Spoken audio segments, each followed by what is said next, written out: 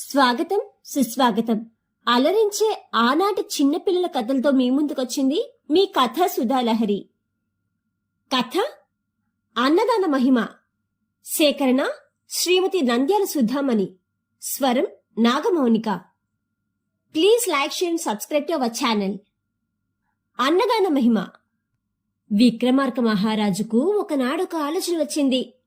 తనకు ఇంత ఉత్తమమైన జన్మ ఎలా వచ్చింది? ఏ పూర్వపుణ్యం తన్ను మహారాజుగా, కాళీ భక్తుడుగా, సాహసవంతుడుగా, ప్రజారంజకుడైన పాలకుడుగా తీర్చిదిద్దింది అని తీవ్రంగా యోచించాడు. ఆయనకు ఏమీ తెలియలేదు. ఆ సాయంత్రం కాళీ మందిరానికి పోయి తన ప్రశ్నకు సమాధానం చెప్పమని కాళీమాతను వేడుకున్నాడు. అమ్మవారు ప్రత్యక్షమై కొన్ని మంత్రాక్షతలను ప్రసాదించింది. నాయనా, ఆదివారం అమావాస్య నాడు అర్ధరాత్రి ఊరి బయట ఉన్న ఊడల మర్రి చెట్టు వద్దకు వెళ్లి ఈ అక్షతలు కొన్నిటిని ఆ చెట్టు పైన చల్లు. ఆ చెట్టు పైన ఉన్న బ్రహ్మరాక్షసి నీకు సమాధానం చెబుతుంది అని మాయమైంది. రాజు ఆ మంత్రాక్షతలను జాగ్రత్తగా దాచుకున్నాడు. ఆదివారం అమావాస్య నాడు అర్ధరాత్రి వేళ వాటిలో కొన్నిటిని తీసుకున్నాడు. ఊరి బయట ఉన్న మర్రి చెట్టు దగ్గరికి ఒంటరిగా మారువేషంలో వెళ్ళినాడు. ఆ చెట్టుపైకి మంత్రాక్షతలను వేసినాడు. ఇంతలో భయంకరమైన స్వరూపంతో ఉన్న బ్రహ్మరాక్షసి దిగివచ్చింది. మహారాజా, ఈ మంత్రాక్షతల మహిమ వల్ల, పుణ్యస్వరూపుడమైన నీ దర్శనం వల్ల నాకు శాప విముక్తి లభించింది. నేను పుణ్యలోకాలకు పోతున్నాను. మళ్ళీ అమావాస్య ఆదివారం నాడు నీ రాజ్యంలోని గానుగ సుబ్బన్న నూనె గానుగలోని గానుగెద్దుపైన ఈ మంత్రాక్షతలు జల్లితే ఆ గానుగెద్దు నీకు విషయాలన్నీ వివరిస్తుంది అని చెప్పి ఆ భయంకర రూపాన్ని విడిచిపెట్టి పుణ్యలోకాలకు వెళ్లిపోయింది ఆ బ్రహ్మరాక్షసి. మళ్ళీ అమావాస్య ఆదివారం వచ్చింది. బ్రహ్మరాక్షసి చెప్పినట్టుగా అర్ధరాత్రి ఒంటరిగా గానుగ సుబ్బన్న ఇంటికి వెళ్ళినాడు విక్రమార్కుడు. కాళీమాత ప్రసాదించిన మంత్రాక్షతను ఆ గానుగ ఎద్దు మీద చల్లి తన పూర్వజన్మ వృత్తాంతం చెప్పవలసిందిగా కోరినాడు. ఆ మంత్రాక్షతల ప్రభావంతో ఆ గానుగ ఎద్దు ప్రాణం విడిచిపెట్టి దివ్య శరీరంతో ప్రత్యక్షమైంది. రాజుగారి పూర్వజన్మ వివరాలను తాను చెప్పలేనని, ఆ మంత్రాక్షతల ప్రభావం వల్ల, రాజుగారి దర్శనం వల్ల తన పాపం నశించిందని చెప్పింది. మళ్ళీ ఆదివారం అమావాస్య నాడు మంత్రిగారి కూతురుపై మంత్రాక్షతలు చల్లి ప్రశ్నిస్తే ఆమె తప్పక చెప్పగలదని చెప్పి పుణ్యలోకాలకు వెళ్లిపోయాడు ఆ ఎద్దురూపంలో నుంచి వచ్చిన దివ్యాత్మ. రాజు మళ్ళీ ఆదివారం అమావాస్య కోసం ఎదురు చూస్తున్నాడు.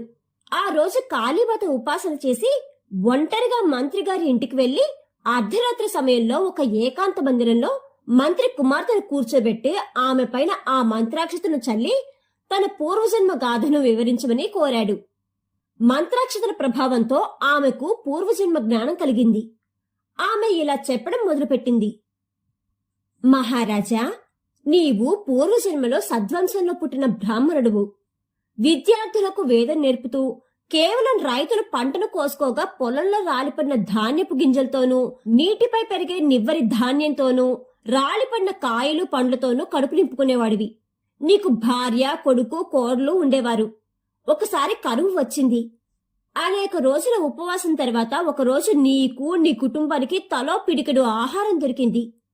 తీరా తినబోతూ ఉండగా ఒక బ్రాహ్మణుడు సోలిపోతూ వచ్చి ఆకలిగా ఉందని, ఆహారం కావాలని కోరాడు. అప్పుడు నీవు ఏమాత్రం ఆలోచన చేయకుండా నీ ఆహారాన్ని అతనికి ఇచ్చివేశావు. అతను మరింత ఆహారం కావాలంటే మీ భార్య గాని, మీ కొడుకు గాని అతనికి వారి భాగంలోంచి ఇవ్వడానికి నిరాకరించారు. అప్పుడు మీ కోడలు తన ఆహారాన్ని ఆ బ్రాహ్మణుడికిచ్చి అతని ప్రాణాలు నిలబెట్టింది. ఆ బ్రాహ్మణుడివే నీవు. అన్నదాన మహత్యం కారణంగా నీవు ఇంత గొప్ప చక్రవర్తివై, కాళీమాత భక్తుడవై, సాహసివై ఎనలేని భోగభాగ్యాలను అనుభవిస్తున్నావు. భర్త ఆజ్ఞను ధిక్కరించి ఆకలితో ఉన్న బ్రాహ్మణుడికి ఆహారాన్ని ఇవ్వ నిరాకరించిన ఆ బ్రాహ్మణుడి భార్యే బ్రహ్మరాక్షసై అనేక వందల సంవత్సరాల పాటు శిక్షను భరించి నీ దయవల్ల ఆ పాప శరీరాన్ని విడిచి పుణ్యలోకాలకు పోయింది. ఆ గానుగ సుబ్బన్న ఇంట్లోని గానుగెద్దే పూర్వజన్మలో నీ కుమారుడు. ఆకలిగొన్న వారికి ఆహారాన్ని ఇవ్వడానికి ఇష్టపడకపోవడం వల్ల అతను అనేక హీన జన్మలెత్తి ఈ జన్మలో గానుగెద్దుగా పుట్టి దుష్కర్మను అనుభవించాడు. మంత్రాక్షతల ప్రభావంతో అతను పుణ్యలోకాలకు వెళ్ళినాడు అని ముగించింది మంత్రి కూతురు. మరి నా కోడలుగా పుట్టి అతనికి అన్నదానం చేసిన నా కోడలు ఇప్పుడు ఎక్కడ జన్మించింది అని ఆత్రంగా అడిగాడు రాజు. మరెవరో కాదు రాజా, నేనే మీ కోడలుగా జన్మించిన దానను. అన్నదాన మహిమ వల్ల మంత్రి కూతురుగా జన్మించినాను అన్నది ఆ అమ్మాయి రాజుకు నమస్కరిస్తూ. అమ్మా, నువ్వు నా పూర్వజన్మ గాథను చెప్పినందుకు కృతజ్ఞతలు.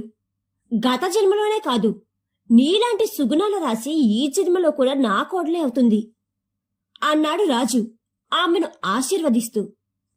రాజు అన్నదాన మహిమను తెలుసుకుని తాను విశేషంగా అన్నదానం చేయడమే కాక ప్రజలందరి చేత ఆచరింప చేశాడు.